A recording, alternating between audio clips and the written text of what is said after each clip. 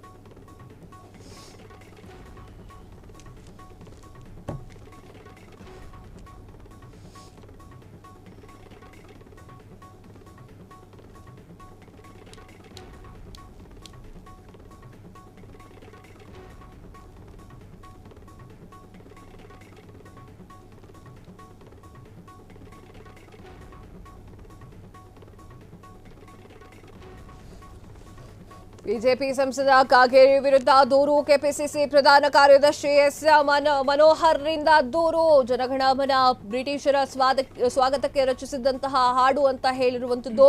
ಕಾಗೇರಿ ರಾಷ್ಟ್ರಗೀತೆಗೆ ಅಪಮಾನ ಮಾಡಿದ್ದಾರೆ. ಕಾಗೇರಿ ವಿರುದ್ಧ ದೇಶದ್ರೋಹ ಪ್ರಕರಣ ದಾಖಲಿಸಿ ತನಿಖೆಯನ್ನು ಆರಂಭ ಮಾಡಿ ಅಂತ ಹೇಳಿ ಆಗ್ರಹ. ಕಾಗೇರಿ ಅವರನ್ನ ಬಂಧನ ಮಾಡಬೇಕು. ರಾಷ್ಟ್ರಗೀತೆಗೆ ಅವಮಾನ ಮಾಡಿದ್ದಾರೆ, ಕೂಡಲೇ ಬಂಧನ ಮಾಡಬೇಕು. ಪ್ರಿಯಾಂಕ್ ಖರ್ಗೆಗೂ ಕೂಡ ಕಾಗೇರಿ ವಿರುದ್ಧ ವಾಗ್ದಾಳಿ. ಅವರು ಕೂಡ RSS ನವರ ಗೀತೆಗೆ ಅಪಮಾನ ಮಾಡಿದ್ದಾರೆ ಅಂತ ಹೇಳಿ ಅಯ್ಯಗ್ರಿ.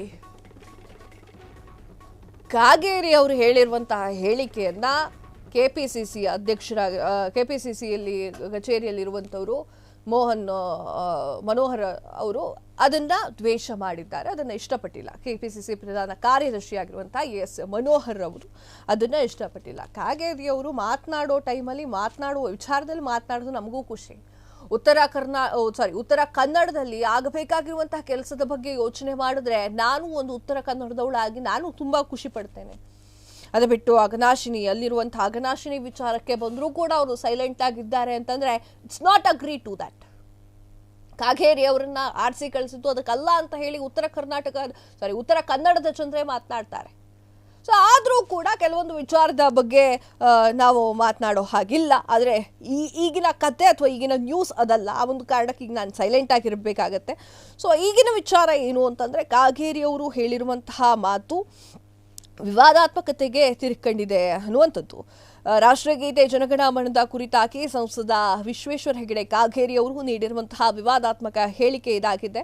ಇದು ಕಾಂಗ್ರೆಸ್ ಕೆಂಗಣ್ಣಿಗೆ ಗುರಿಯಾಗುವಂತೆ ಮಾಡಿದೆ. ನಮ್ಮ ಪೂರ್ವಜರು ಬ್ರಿಟಿಷ್ ಅಧಿಕಾರಿ ಸ್ವಾಗತಕ್ಕೆ ಜನಗಣಮನವನ್ನ ಹಾಗೂ ರಾಷ್ಟ್ರೀಯ ಗೀತೆಯಾಗಿರುವಂತಹ ಒಂದೇ ಮಾತರಮನ್ನ ರಚಿಸಿದ್ರು ಅಂತ ಹೇಳಿ ಕಾಗೇರಿ ಅವರು ಹೇಳಿದ್ರು.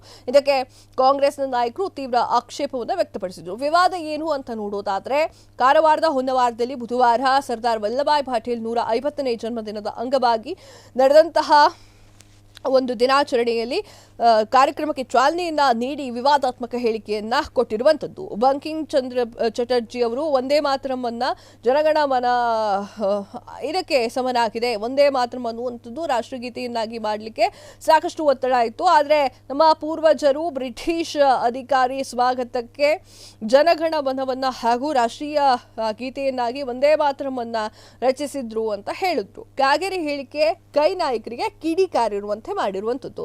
ಕಾಗೇರಿ ಹೇಳಿಕೆ ಸಚಿವ ಪ್ರಿಯಾಂಕ್ ಖರ್ಗೆ ಅವರು ತೀವ್ರ ಆಕ್ರೋಶವನ್ನು ವ್ಯಕ್ತಪಡಿಸಿದ್ರು. RSS ಅವರಿಗೆ ಅವರದ್ದೇ ಆಗಿರುವಂತಹ ಇತಿಹಾಸ ಗೊತ್ತಿರೋದಿಲ್ಲ ಅಂತ ಹೇಳಿ ಬಿಜೆಪಿ ಅವರಿಗೆ ಮ್ಯಾಗಝಿನ್ ಲೇಖನ ಓದಿ ಆಗ ಗೊತ್ತಾಗುತ್ತೆ ಅಂತ ಹೇಳಿ ಒಂದಿಷ್ಟು ಮಾತುಗಳನ್ನು ಕೂಡ ಈಗ ಹೇಳಿದ್ರು.